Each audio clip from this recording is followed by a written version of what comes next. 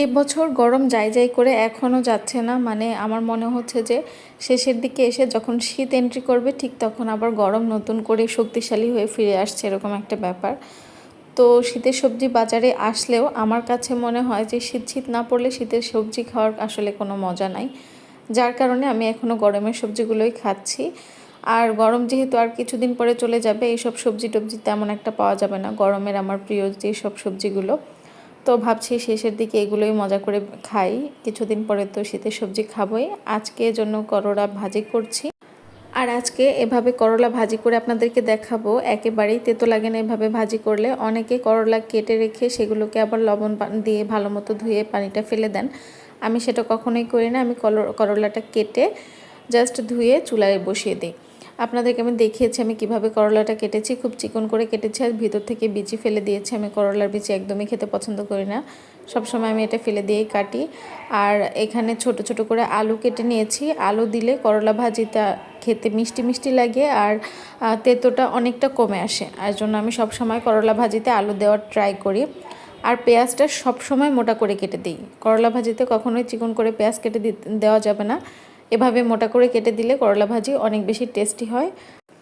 তো দেখতেই পেয়েছেন আমি প্যানে ভালো মতো তেলটা গরম করে তার মধ্যে করলাগুলো দিয়ে দিয়েছি, করলা আলু যেটা কেটে রেখেছিলাম, তারপরে পেঁয়াজ মরিচও দিয়ে দিয়েছি, আর তারপরে দিয়েছি সামান্য লবণ আর সামান্য হলুদ দিয়ে চুলো রাসটা মিডিয়াম টু লো করে করলা ভাজিটা আস্তে আস্তে করে ভেজে নিতে হবে। মানে সামান্য একটু পানি উঠবে, সেটা শুকিয়ে গেলে তারপরে নাড়া দিতে হবে। প্রথম দিকে বেশি নাড়াচাড়া করা যাবে না, আর শেষের দিকে একটু ঘন ঘন নাড়তে হবে।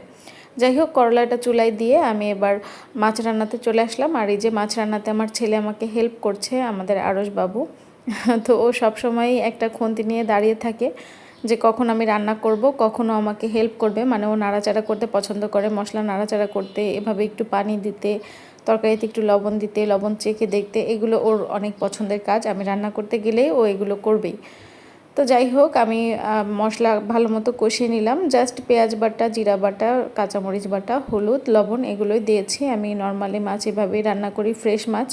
আমি আপনাদেরকে সবসময় বলি ফ্রেশ মাছ আমি কাঁচা কষিয়ে রান্না করি, মানে না ভেজে মশলার মধ্যে কষিয়ে তুলে রেখে তারপরে আবার তরকারিটা কষিয়ে নিয়ে দেন মাছটা আবার দিয়ে ওভাবে রান্না করি, এটা খুব মজা হয়।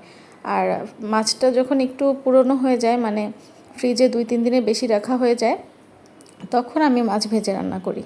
তো ফ্রেশ মাছ এভাবে কষিয়ে রান্না করলে আমার কাছে ভালো লাগে, আর সবজিতে ভালো একটা ফ্লেভার পাওয়া যায়। আর মিষ্টি কুমড়ো দিয়ে মাছ রান্না কে খেয়েছেন আমি জানি না, তবে আমার কাছে এটা ভালো লাগে। আর বিশেষ করে আমি আমার বাচ্চাদের জন্য রান্না করি। আমার 2টা বাচ্চাই মিষ্টি কুমড়ো দিয়ে এভাবে মাছ রান্না করলে খুব পছন্দ করে খায়, মাশাল্লাহ। আপনারা এভাবে ট্রাই করতে পারেন যারা খেয়েছেন বা যারা না খেয়েছেন। যাই হোক, মাছগুলো কষিয়ে তুলে রেখে মিষ্টি কুমড়োটা দিয়ে সেটাও কষিয়ে সিদ্ধ করে নিলাম। আর তারপরে এখানে পানি দিয়ে, ঝোলের পানি দিয়ে দিব আর কি। আর এই যে দেখেন করলা ভাজিটা থেকে কিন্তু তেলটা ছেড়ে দিয়েছে, আমি এর মাঝে বেশ কয়েকবার নেড়ে চেড়ে দিয়েছি। আর চুলো রাসটা কিন্তু মিডিয়াম টু লো হিটে থাকবে একদম শুরু থেকে শেষ পর্যন্ত। এই করলা ভাজিটা একটু ধৈর্য নিয়ে ভাজতে হবে। ধরেন একবার নেড়ে দিলেন, তারপরে 2-3 মিনিট পরে আবার একবার নেড়ে দিবেন, এভাবে করে নাড়তে হবে আর কি।